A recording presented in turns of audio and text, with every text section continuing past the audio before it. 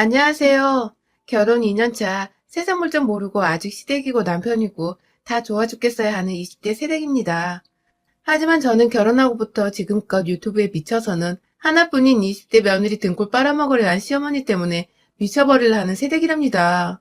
제 사연 좀 들어봐 주세요. 저는 2개월 전 죄다 마스크를 쓴 하객들 사이에서 남편과 죄인처럼 웨딩마치를 올렸어요.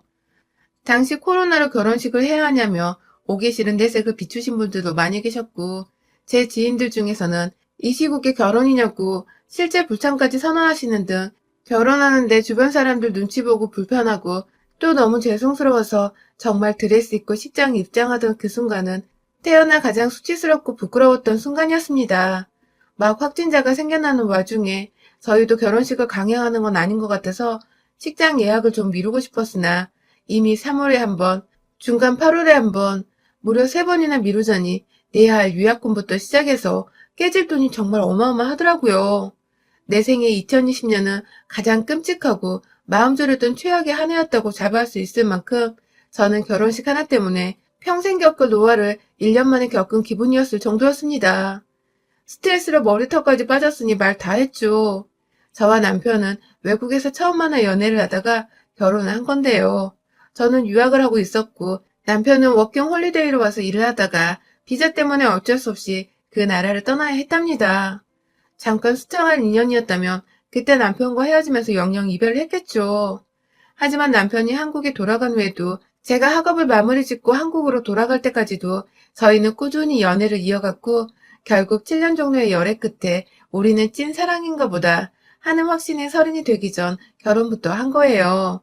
남편은 한국에서 꾸준히 학교 생활을 했으니 친구도 많고 지인도 많았지만 저의 경우는 대부분의 학창시절 친구들이 제가 살던 나라에 있을 뿐만 아니라 한국에서도 사귄 사람들의 경우 직장으로 얽힌 지인들이 대부분이었던지라 그리 깊지도 얕지도 않은 적당한 사이의 사람들을 제 결혼에 많이 초대를 했습니다.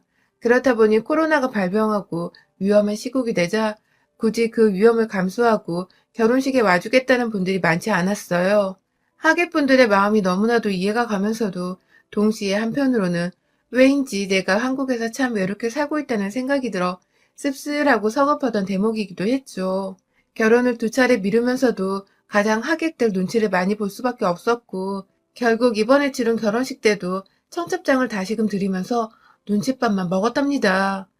그리고 결국 눈칫밥만 받고는 하객들이 오지 않아 자리는 텅텅 비게 되었고 저희 부모님이 초대하신 친인척분들만이 겨우 자리를 메꿔주신 상황이 되었어요.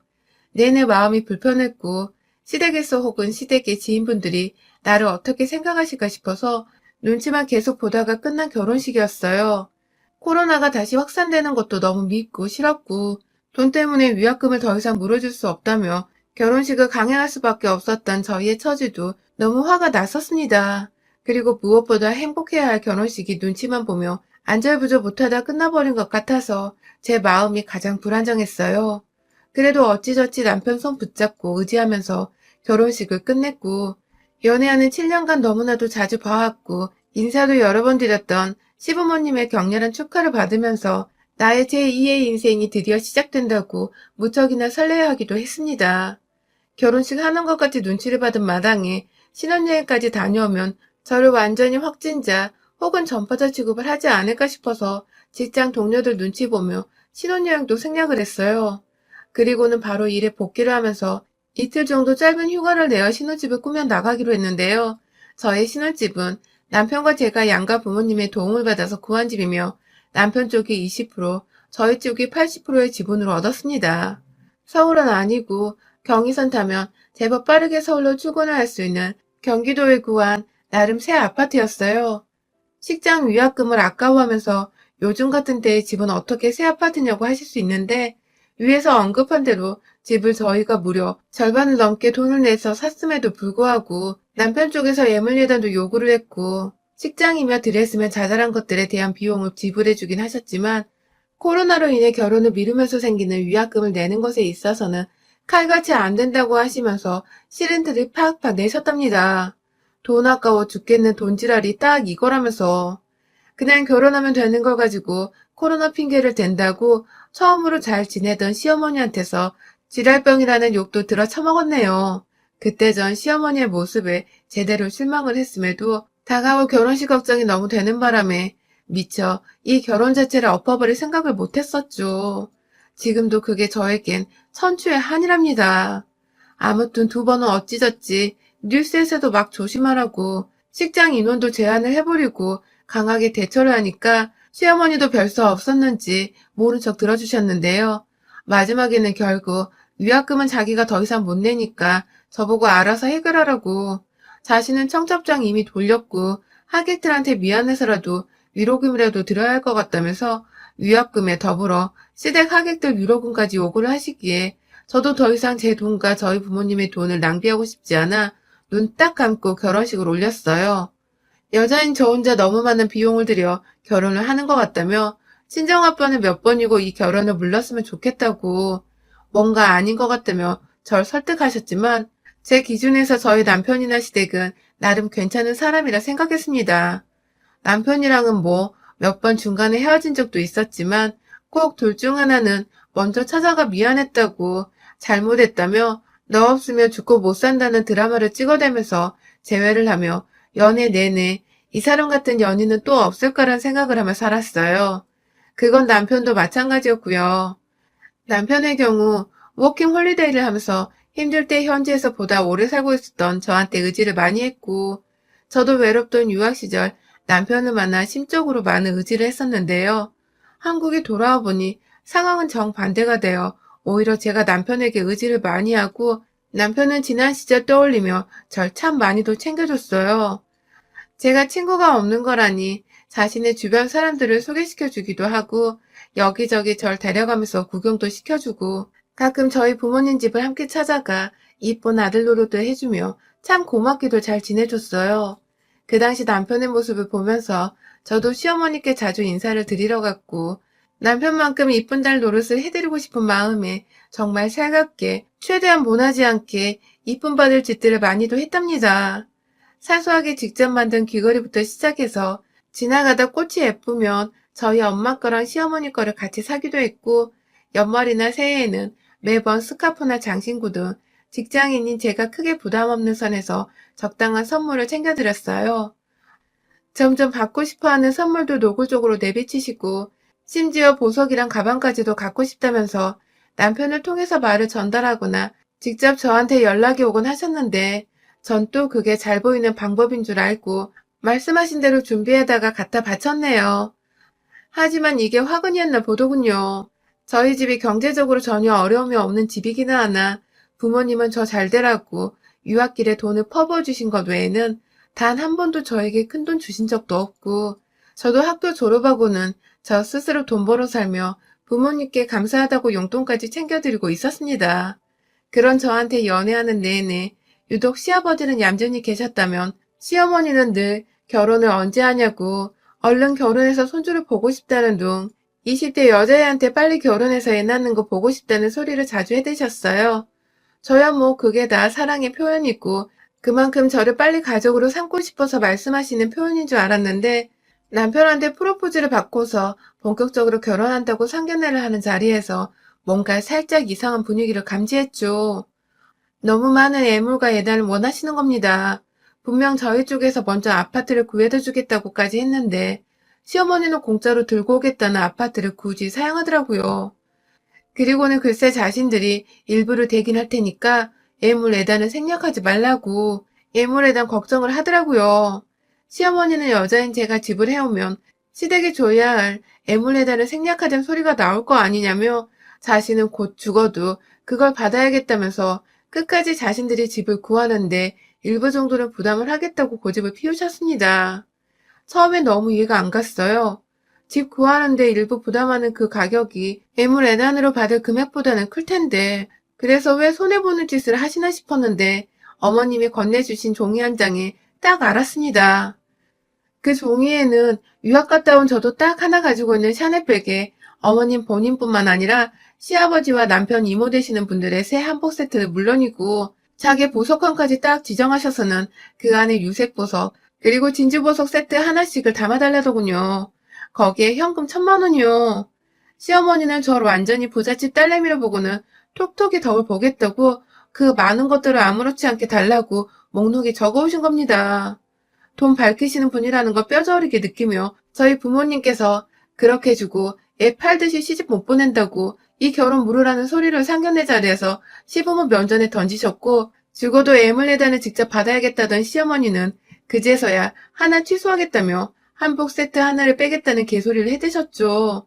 결국 그날 저희 부모님은 상종 못하겠다며 자리를 먼저 뜨셨고, 저는 부모님 따라 나가며 울고불고 난리가 났고, 시어머니는 그제서야 진짜로 이 결혼이 파토나는 거냐며 그날부로 하루도 빼먹지 않고 저한테 전화가 와서는 미안하다고 뒤늦은 사과를 하셨습니다. 거의 무릎까지 꿇을 지경으로 집까지 찾아와 저희 부모님께 사과를 하신 바람에 어찌저찌 저희 부모님도 그 사과를 받아들이고 결국 제가 결혼을 할 수 있었던 거예요.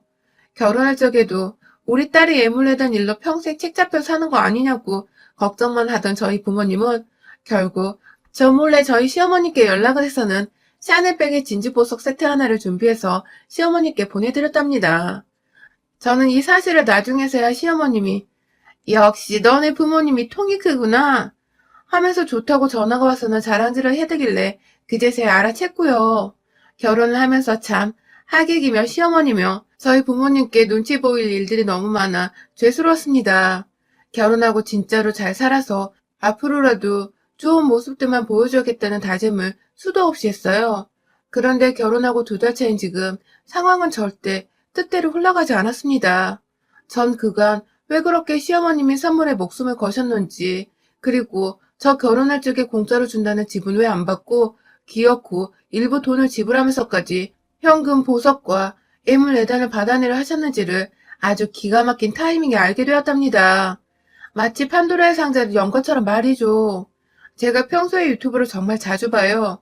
출퇴근하는 길에도 그렇고 집에 와서 설거지하거나 각자 시간을 가질 때도 그렇고 그냥 가만히 라디오 듣는 것보다 영상을 틀어놓으면 재밌고 시간도 잘 가니까 꼭 제 눈앞에 보이는 곳에 핸드폰을 두고서 아무 영상이나 골라보곤 하는데요. 결혼하고서 한 달쯤 지났을라나 남편이 늦게 들어온다 해서 혼자 밥을 해먹고 설거지까지 하면서 시간 남는 김에 부엌 정리나 하려고 작정하고 아이패드로 유튜브를 켜놨는데 그 시기에 제가 여전히 앞으로의 결혼 생활 동안 나에게서 뭘 자꾸 얻어가시려고 하는 시어머니를 어떻게 상대해야 할지 감이 도저히 안 와서 고부관계에 대한 이것저것들을 검색해보고 있었어요. 뭐 그중에는 결혼 애물예단도 있었고 시부모 비위 맞추기도 있었고 저의 검색어는 나름 다양했죠. 그런데 제가 설거지를 하다가 다음 영상을 고를 타이밍을 놓쳐서 유튜브가 자동으로 어떤 영상을 다음 영상으로 틀어줬는데 시작부터 목소리가 너무 익숙한 겁니다. 순간 제가 지금 시어머니한테 전화를 잘못 걸어서 수화기 너머로 어머님이 잘못 받으신 줄 알았죠. 화들짝 놀라며 영상을 쳐다보니 웬 얼굴을 코 중간쯤까지 가린 50대의 여자분께서 며느리한테 애물레다 뜯어냈어요 하면서 그걸 소개말이라고 인트로에서 말하더라고요. 그리고는 이내 어디서 많이 본 듯한 엄마가 시어머니께 보냈다며 찍어주신 사진에서 본 그 샤넬백과 진주보석 세트 하나가 소개할 예물이라면서 영상 한 켠에 짜자잔 하는 효과음과 함께 뜨더라고요. 이게 무슨 개같은 시츄레이션인가 싶어 심장이 순간 요동치는데 영상에서 시어머니는 돈 많은 며느리가 애물예단을 생략하려 했다 면서 제가 집을 해가기로 했다는 말은 쏙 빼놓고 절 아나무인이다 못해 돈만 많은 짠순이 며느리라며 이런 애를 며느리로 들여서 요즘 기분이 너무 우울한데 샤넬백 보면서 참는다고 그걸 말이라고 영상에 사람들 앞에서 짓거리고 계시더군요. 이제 보니 애물예단을 직접 2손 안에 받고 싶어 하셨던 이유가 유튜브더라고요. 애물로 받은 샤넬백이라는 제목으로 이미 조회수가 3천이 넘어가고 있고 전 저대로 이게 도대체 무슨 일인가 싶어서 계속해서 손발은 떨려오고 당장 남편한테 전화를 하려다가 참았어요. 이게 다 어그로를 끌려고 오버해서 컨셉을 잡은 걸 수도 있으니 그때도 정신 못 차리고는 시어머니가 진심이 아닐 거라며 애써 시어머니를 이해하고자 노력했습니다. 하지만 이내 시어머니의 모든 게 저를 향한 그 모든 모습들이 거짓말이란 걸 알았어요. 지난 영상들을 하나도 살펴봤는데 그간 제가 선물한 모든 것들이 영상에 올라와 있었습니다. 어떤 건 평범한 데일리 영상인데 올려놓고는 제가 선물해드린 스카프를 매며 이런 촌스러운 거 사오는 애를 며느리로 삼아야 하냐고 욕을 하셨고, 또 다른 영상에서는 아들 여자친구가 해주는 건 에르메스 가방을 받을 때까지 멈추지 않을 거라며 제 돈을 뜯어내시는 것에 희열을 느낀다는 말씀도 꺼내셨습니다. 얘가 모자라서 시엄마가 해달라는 거 곧잘 해준다며 하다하다 조선시대에 총 부리는 기분이 이런 게 아니었을까요? 하면서 돈만 많은 며느리 기죽이는 방법이라고 구독자들에게 제 소개를 하기도 했어요. 댓글에 그가 며느리 욕을 얼마나 했는지 며느리 등골 제대로 빼먹어 보라면서 응원의 말들이 줄을 이었고요. 그쯤 되니 저도 제정신이 아니었어요. 늘 살갑고 고마워하고 진심으로 예뻐해 주시던 시어머니가 비록 애물레단으로 결혼할 적에 속물 같아 보여 실망은 했어도 그간의 긴 세월 동안 쌓은 추억이 있다고 생각했는데 열받다 못해 험한 인생사에 눈물이 나더군요. 그리고 전 이걸 당장 남편한테 말을 하려고 영상 하나하나를 캡처해가면서 보던 그 순간 결국 우리하고도 가장 걱정했던 일을 마주해야 했답니다. 영상에는 시어머니뿐만 아니라 제 남편까지도 등장을 한 것입니다. 시어머니가 들이미는 카메라 앞에서 가소롭게 웃던 남편은 아주 자연스럽게 얘기를 나눴어요. 누가 봐도 자기 엄마가 유튜브를 찍는 중이라는 걸 아는 아들처럼 보였죠. 업로드된 날이 결혼하기 딱 3개월 전쯤이었는데 어머니께서 네 여자친구한테 엄마 에르메스 언제 사달라고 할 거야? 라고 물어보니 남편은 가소롭게 웃으면서 엄마, 며느리 되면 곧장 털어와 줄게 하는 충격적인 발언까지 내뱉은 것이었습니다. 정말 믿는 도끼에 발등 찍힌다는 말이 딱 들어맞는 순간이었어요. 그 영상을 캡처하며 자동 자막까지 띄워놓고는 남편이 뱉는 말도 캡처했어요. 혼자 이 사태를 어떻게 해결해야 하나 싶어 머릿속이 정말 터져버릴 것 같았습니다. 결혼한 지 이제 2달인데 이혼 얘기부터 꺼내야 하나? 집은 어떻게 정리해야 하나? 주변 사람들에게 뭐라 말을 해야 하나? 아주 골때림의 연속이었죠. 그날 남편한테는 일도 티를 내지 않고 피곤한 척 먼저 잠들었어요. 다음날도 혼자 1시간 더 일찍 일어나 첫차부터 타고는 직장으로 출근을 했죠. 도무지 돈 보고 결혼한 사기꾼들과 결혼 생활을 이어갈 수 없었던지라 일단 혼자서 오후 반차 내고서 캡처한 유튜브 영상들을 가지고 고소하려고 변호사를 찾아갔고요. 저희 부모님께도 가슴 아팠지만 사실대로 말씀드렸어요. 조용히 헤어지려고 하니 마음의 준비를 하시라고 말이죠. 사실 저희는 아직 결혼 2달 차라 혼인신고를 하지 않았습니다. 저희 아빠는 처음부터 끝까지 이 결혼을 탐탁지 않아 하셨었기에 혼인신고도 최대한 미룰 수 있으면 미루고 먼저 살아보려면서 절 결혼 전부터 가르치셨어요. 그렇다고 진짜로 아빠 말만 듣고서 의심만 하면 혼인신고를 미룬 건 아니고 신혼여행도 안 가고 신혼집 들어와 살고 있었기 때문에 정신적 여유가 없어 피치 못해 미루고 있었죠. 그런데 이게 이렇게 잭팟을 터트려 줄진 정말 몰랐네요. 그즈음 시어머니가 연락이 왔어요. 한번 보고 싶다고 둘이서 밥이라도 먹자고 하더라고요. 왜 부르냐 싶었고 솔직히 또 뭘 뜯어낼까 싶어서 마음 단단히 먹으면서 그날 바로 변호사 상담 후 어머님을 뵈러 갔어요. 밥 한 끼 사달라며 애교를 부리시길래 토 나오는 거 꾸역꾸역 참아가며 혹시나 영상 찍을까봐 핸드폰을 계속 주시하면서 고깃집으로 들어갔죠. 거기서 시어머니는 아주 본론이라며 곧장 자신의 목적을 꺼내시더군요.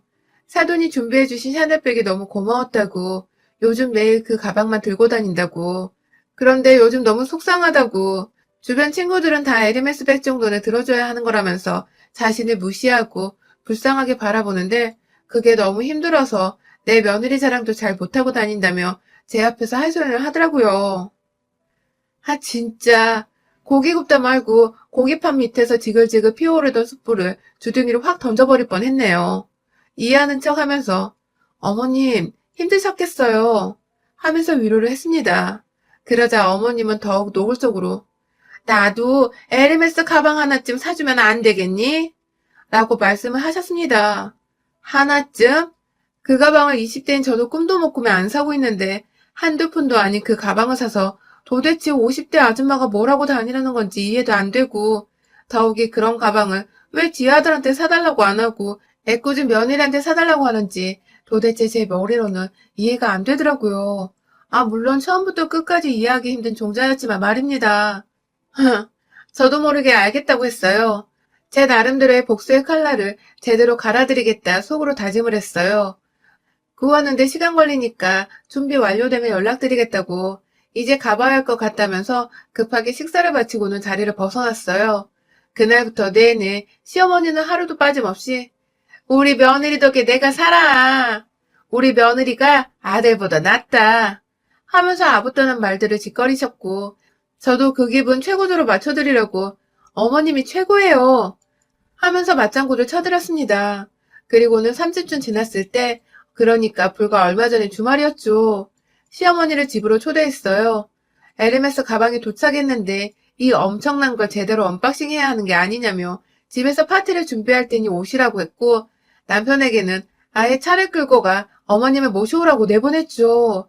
하지만 그날은 시어머니의 제삿날이자 남편과 영원히 쪽내는 날이었습니다. 남편이 나가자마자 차 안에서 대기하다가 집으로 들어온 저희 아빠는 시키지도 않았는데 손에 골프채를 들고 오셨어요. 그리고 곧 얼마 안 지나 시어머니가 도착했어요.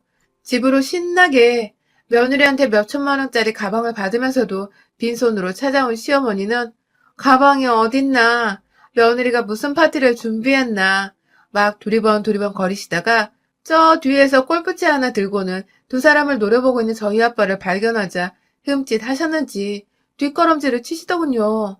그 순간 저도 모르게 이 할망구가 도망치는 줄 알고 멱살을 잡아다가 TV 앞으로 끌고 갔어요. 뒤에서 그 상황을 보고 놀라서 뭐 하는 거야? 하며 따라 들어온 남편은 마찬가지로 저희 아빠를 발견하자마자 지 엄마랑 똑같이 뒷걸음질을 쳤고 저는 시어머니 앞에서 TV를 켰습니다. 유튜브에 띄워놓은 시엄마 채널을 켰어요. 영상 하나하나 제가 가증스럽게 생각했던 며느리한테 에르메스 백을 탈 거라는 그 영상까지 옆에서 동조하는 남편의 모습이 찍힌 그 영상을 보여줬습니다. 건너편에서 아빠는 그 영상을 처음 마주하게 된 영상을 보며 화 조절이 안 되셨는지 결국 들고 있던 골프채를 남편을 향해 던져버리더니 이내 발길질을 하기 시작하셨어요. 저희 아빠 키가 180이 넘으시거든요. 남편보다 무려 5cm나 더 큰 체격 좋으신 분이신데 아빠 발길질과 주먹질에 남편은 정말 예상치도 못하게 맥없이 쓰러지더라고요. 제 앞에서 여전히 멱살 잡혀있던 시어머니는 잘못했다고 그냥 유튜브니까 구독자 수 얻으려고 자극적으로 한 거였다며 절대로 저게 다 사실이 아니라고 오해하지 말라며 굳이 무릎이 바닥에 닿지 않는 상태에서 애써 주저앉으려고 힘을 쓰며 결국 바닥에 주저앉아 제 앞에 머리를 조아리며 싹싹 빌었습니다. 아, 이런 게 바로 조선시대 종부리는 기분이구나 하면서 시어머니가 영상에서 했던 말을 기억해내 저도 한껏 비웃어줬죠. 한참을 머리 조아리는 시어머니를 향해 머리를 툭툭 치면서 말했어요. 네 아들 데리고 이 집에서 나가. 집 살 때 샀던 돈은 그대로 돌려줄게. 하면서 말해줘. 쫓아낸다는 말에 치를 떨며 일어나 누구 마음대로 집을 나가냐며 발을 동동 구르던 시어머니. 옆에서 지의 아들은 계속 처맞고 있는데 아들은 신경도 안 쓰는지 이혼하겠다는 며느리 소리에만 노발대발하던 시어머니는 결국 제가 온라인에서 명백한 허위사실 유포에 일방적인 비방 그리고 모욕적인 표현 등을 한 죄로 고소를 할 거라고. 여기다가 명백히 사실혼 관계임에도 불구하고 배우자를 향해 모욕 발언을 하는 시엄마의 행태에 동조한 혐의 등 위자료를 세게 불러서 쫓아내겠다고 하니 그제서야 아들 걱정이 되었는지 지 혼자 덮고 가겠다고 샤넬백 주겠다고 진주 보석 세트도 줄 테니 이혼은 없었던 걸로 해달라는 시엄마. 아휴, 진짜 찌질하고 못나고 노망난 모질이 옆에서 저 터져서 코피 흘리면서 울고 있는 남편이나 며느리 앞에서 다시 한번 머리 조아리며 사죄하는 시엄마나 전 그만 오만정이 다 떨어져 버려서 발로 걷어차 버리며 이 결혼 생활에 쪽냈습니다. 집도 다시 팔았고 남편이 준 돈만큼 다시 돌려준과 동시에 시댁으로 쳐들어가 저희가 준 샤넬백과 진주 목걸이 세트도 그대로 들고 나왔습니다. 살림살이하며 웬만한 것들은 다 저희 쪽에서 준비를 했던 거라 도무지 시댁에선 챙겨갈 것도 없더라고요. 제가 진짜 더럽게 찌질한 것들과 결혼을 했구나 싶어서 제 인생 처음으로 부모님께 부끄러워 죽고 싶었던 순간이었네요. 뭐 물론 그 결혼 철회해서 그 어느 때보다 기쁘고 통쾌한 순간이기도 했지만 말이죠. 시엄마의 별났던 유튜브는 그날 제가 고소 어쩌고 하니까 집으로 돌아가자마자 바로 삭제를 해버렸더군요. 아직도 시뻘건 입술에 웃고 있는 자신의 프로필 사진은 보이지만 영상은 하나도 남겨져 있지 않고 사라졌답니다. 참, 연말까지 별나고도 억수로 운 나쁜 일들 때문에 머리가 지끈거렸지만 어찌저찌 남편과도 그리고 제 등골만 빼먹으려 한 시엄마와도 영영 작별 인사를 했습니다. 올 한 해는 부디 남자 때문에 그리고 괜한 시댁 어른 때문에 속 끓일 일은 없을 것 같아 벌써부터 운수대통 하려는 듯 예감이 좋네요. 여러분도 올해는 작년보다 더 나은 속 끓였던 일들은 말끔히 해소가 되고 마음 편히 지내는 한 해가 되시길요. 여러분의 생각은 댓글로 남겨주세요. 오늘도 시청해주셔서 정말 감사합니다.